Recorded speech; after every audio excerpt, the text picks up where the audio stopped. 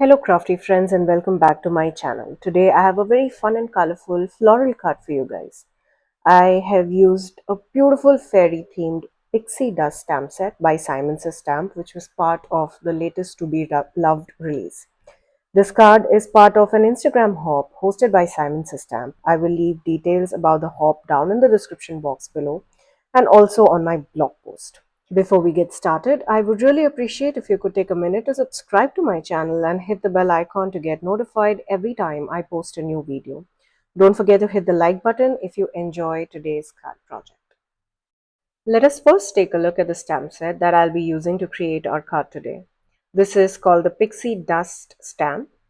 This is a 6 by 8 inch fairy garden theme stamp set which has some beautiful little clusters of mushroom intertwined with tiny little flowers, a large flower stem with 3 blooms, which is going to be the main focal point of our card today.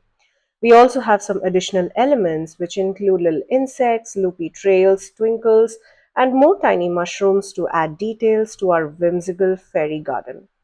This set also includes some beautiful sentiments like "You're magical," "Pixie," "Hugs and kisses," "Life with you is a fairy tale," and "You sparkle and glow wherever you go." I love the font on these sentiments.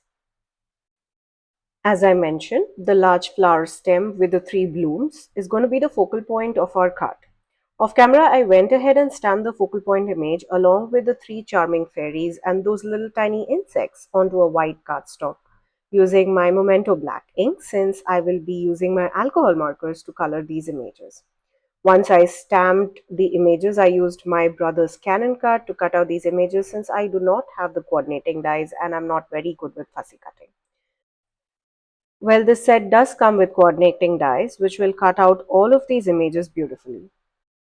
I'm using my Spectrum Noir TriBlend markers to color these images. Now, whenever I plan on shading on any of my stamped images, this is my go-to choice of color because each of this marker includes 3 blend shades that combine seamlessly for stunning depth and dimension. For my flowers, I will be using a beautiful bright orange and will be using all the 3 shades of orange. This single pen has a darker, medium, and a light tone orange. For the centers of my flowers, I have browns and yellows and greens for my leaves and stem.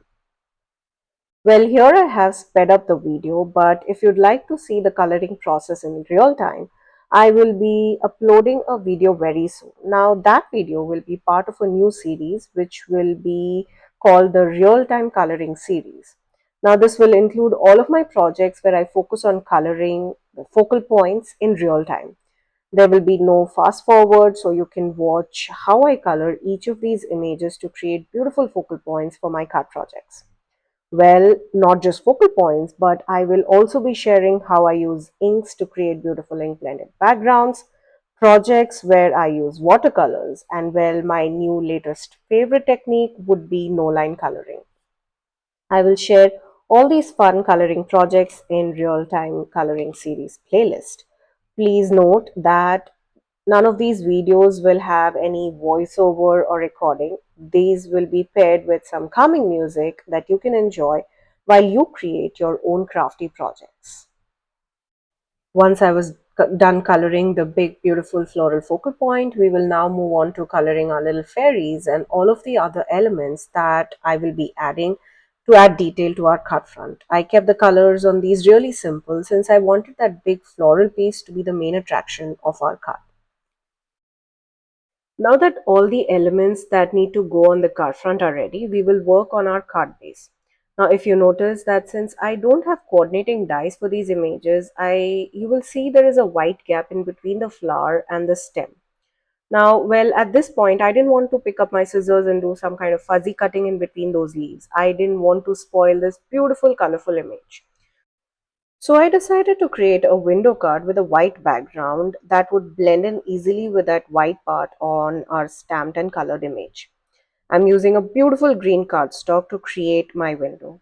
Well, since this floral image is pretty big, I did not want to create a shaker card because, well, the image would cover all of that shaker window and I thought it would be no point adding shaker bits into it.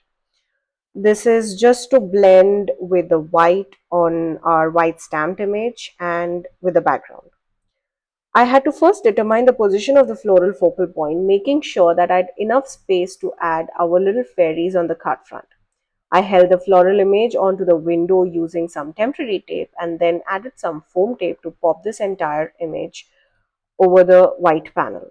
Well, this is at this point, if you choose to make it a shaker, then all you need to do is add some acetate sheet to create your shaker window and some beautiful gorgeous shaker sequin mixes inside the window.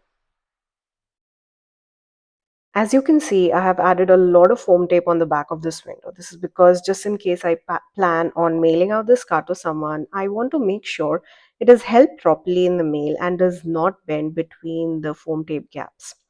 The green panel here measures 5.5 by 4 1/4 inches, which is the size of a standard A2 size card base.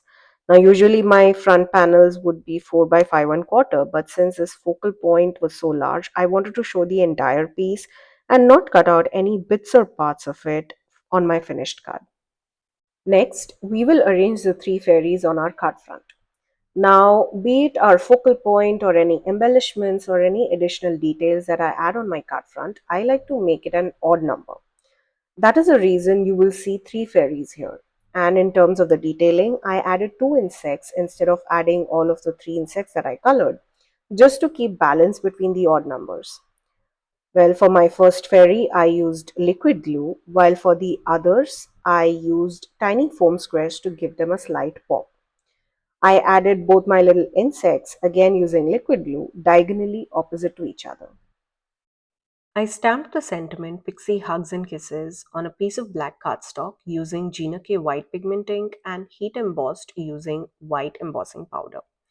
Well, like always, I had to add some shine and glimmer on my card. I'm using my Spectrum Noir glitter brush pen and adding sparkle on the floral image and the wings of our little fairies. I then used my white gel pen and added some highlights on all of these colored images.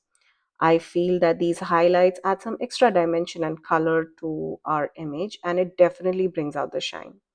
Well, we do have a stamp for the trail, but I had already adhered this card panel onto a card base, so I didn't want to take any chances with my stamping. Instead, I created my own little trail using a black gel pen for our little insect. I then added some of the Prism Positively Dazzling Gems across this card front using liquid glue, and with that, our card was ready. Here's a look at the finished card. I love how gorgeous it turned out, a truly magical fairy themed garden. I had so much fun creating this card project. I hope you had fun watching it too. Don't forget to hit the bell icon so that you get notified whenever I upload my video where I show real-time coloring of all of these images. Now, all the products that I've used in today's video will be linked down in the description box below. All of these links are affiliate links, which means that if you shop using one of my links, I get a small commission at no cost to you guys. Also, don't forget to check out my blog post where I will have more details about the Instagram hop, where we have some really talented designers showcasing products from the latest release by Simon System. Well, thank you again for joining me today. Until next time, stay safe.